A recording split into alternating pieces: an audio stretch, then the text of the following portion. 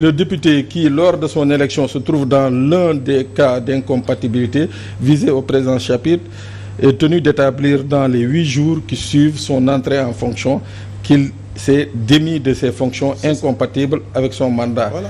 ou qu'il ne se trouve plus dans la situation d'actionnaire majoritaire déclaré incompatible en vertu des articles. loolu nga jot a lire rek doy na c'est-à-dire donc foofu la xam nga 109 bi ñu koy wax. mais là on parle de société privée parce que on parle d'actionnaire majoritaire. non déggoo ñu ne la visé aux articles précédents yow yaa ngi tudd 109 bi. alors ne la fonction de ministre est incompatible. ñëwaat ci point boobu mais am na yaa ko wax léegi Pape Sané yaa ne règlement intérieur 109 bi c'est fonction bi c'est incompatible.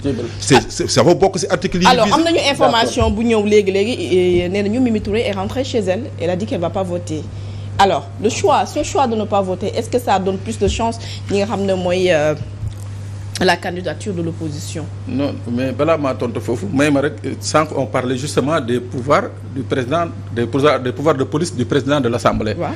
L'article 53 du règlement intérieur dafa ne le président seul c'est-à-dire tubaab moom dafa leer. dafa ne le président seul à la police de l'Assemblée. Il est chargé de veiller à la sûreté intérieure de l'Assemblée.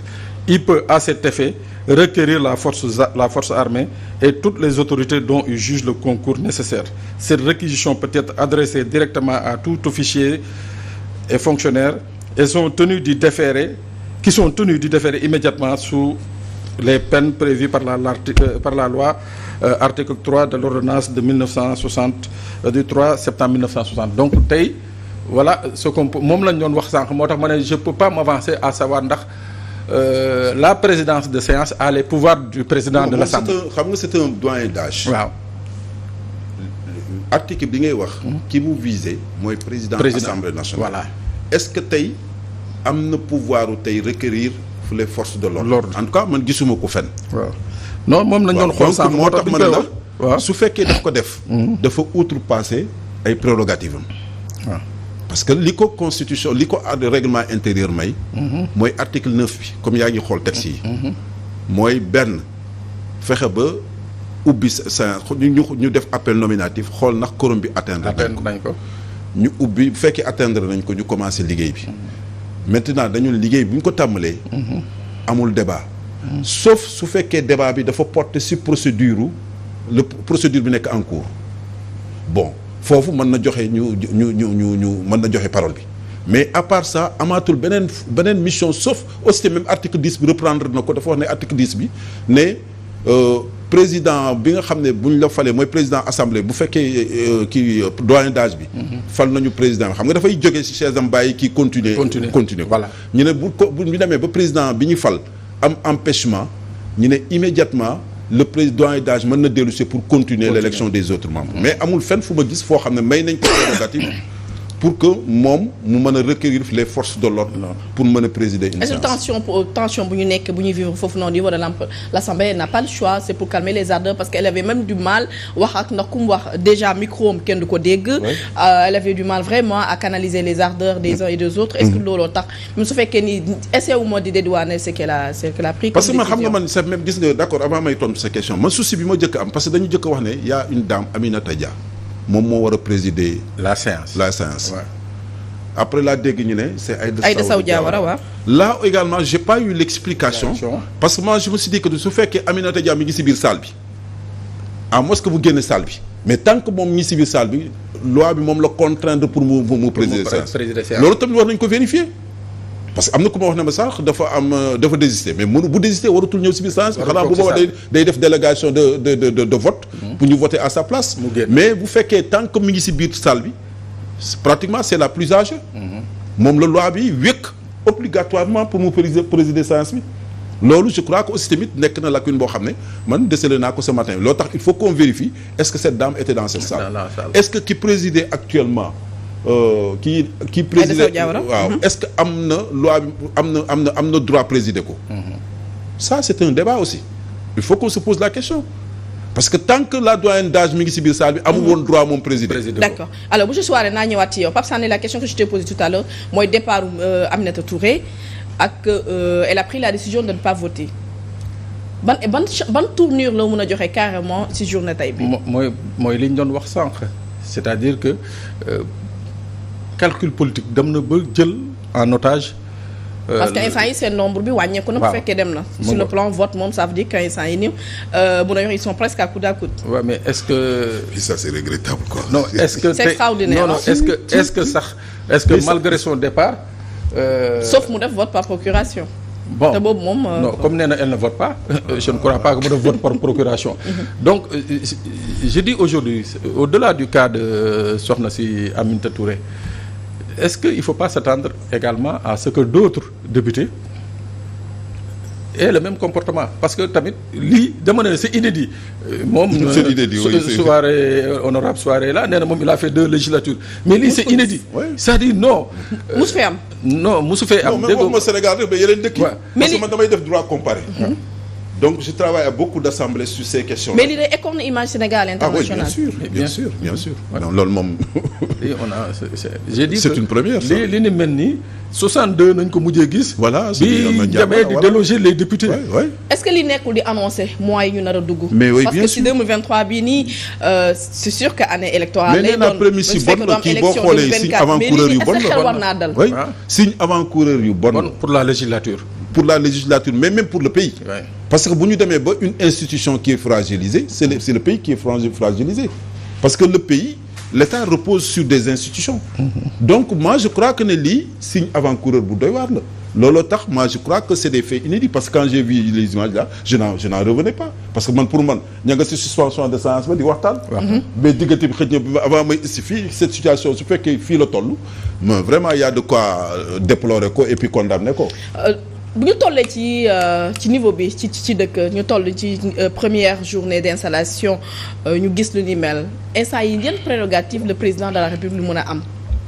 dara en vertu de la séparation des pouvoirs mënu ci laal dara xanaa mu oo ay nitam wax. mais bu ñu toog par exemple bu ñu demee ba minuit vote amul c'est sûr que dañ koy renvoyer. mais à quelle date loolu règlement intérieur moo ko wax dafa ne travaux yi mënul weesu minuit mais il faut rappeler que ne aussi tamit section extraordinaire la.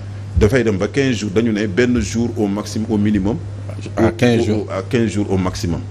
cela veut dire que ne demain mën nañu convoquer après demain mën nañu ba fii ba 15 jours. alors situation inédite comme tu l'as dit tout à l'heure Pape Sané fu ñu toll nii quelle posture l'opposition doit avoir pour calmer carrément les ardeurs. man waxuma sax opposition man je parle de l'ensemble des députés. Parce que non le problème là ce n'est pas l'opposition ce n'est pas le pouvoir. parce que instant yi kenn xamul lan moo xew. voilà bu si kanamee léegi dinañuy ñi ngi jéem a xool Abdou Khoudoss Diallo pour jéem a xam qu'est-ce qui se passe en ce moment. non xam nga alors Cheikh Diop wala Barka ku ci. xam nga kii monsieur Souare dafa énumérer sànq les conditions de vote qui sont prévues au niveau de l'Assemblée. wax na la couleur bulletin yi nga xam ne moom nañu prévoir. mais mënoo ñëw tey jii ñu ne la benn bulletin blanc nañu indi bi tey on parle pas de couleur de bulletin xam nga moom il a énuméré les couleurs de bulletin le bulletin blanc. bleu ak blanc. bleu mooy ñett yooyu nañu fa prévoir mais tey bu ñu ne la benn nañu indi blanc mais ça pose un problème. léegi man mii nga xam ne jànguma. nan laa xamee ne que kii bii mooy bu monsieur Souare bii mooy bu Aïda Khady la. alors que le vote est secret bu demee noonu c'est-à-dire xam nga wax naa sànq ne bulletin nominatif. su fekkee max yow dañuy postuler ci benn parce que da ngay xool ne élection président bi. c'est une élection uninominale. c'est un peu différent par rapport aux élections des autres membres. bi nga xam ne élection uninominale la mooy président assemblée nationale bi. soit groupe parlementaire yi mën nañ ko proposer c'est ça la pratique parlementaire.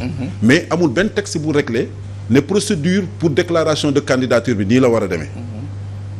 man jàpp naa ne xëj na manquement bi fi mu nekk mooy doyen d'âge bi mu ñëwee ubbi waroon na recueillir su fekkee am na yeneen candidature parce que groupe parlementaire yi xëj na jox nañ ko ay propositions bon propositions yi mu ko jox du bulletins yi day am couleur feuille blanche la ñu bind ñu bind Pape Sané.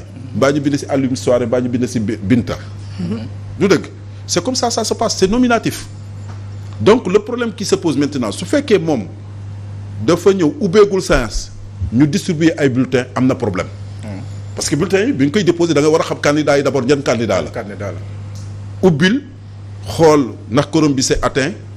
wax ne ñun jot nañu ci dépôt tel groupe parlementaire proposition tel telle proposition su fekkee amaat na yeneen candidat ñooñu bu amee ñun manifester salle bi ñu boole yëpp demander pour secrétariat général bi ñu dem defari ji ko pour indi ko si def dugal ko si enveloppe pour man loolu moo nekkoon démarche bi nga xam ne moom moo gën a indiqué wu mais su fekkee ubbeeguñu séance bi xamaguñu kan mooy doyen d'âge bi ñuy distribuer bulletin am na problème mais loolu tamit jarul xeex parce que gis nga tey moi je crois que boo nekkee amee posture au niveau institutionnel je crois que ne am na xeex du débat mbedd institution du mbedd c'est des débats d'idées l'Assemblée nationale par excellence c'est le lieu de débat il n'est pas dit que ne ñëw nañ joxe bulletin rek immédiatement il passe en acte te surtout je crois que li am si cette année-ci depuis ba indépendance amee ba léegi masul am c'est-à-dire tey cette rupture de majorité am majorité monolithique du dëgg tey peuple bi message bi ñu leen renvoyé mooy bëggatuñu Assemblée nationale am majorité mécanique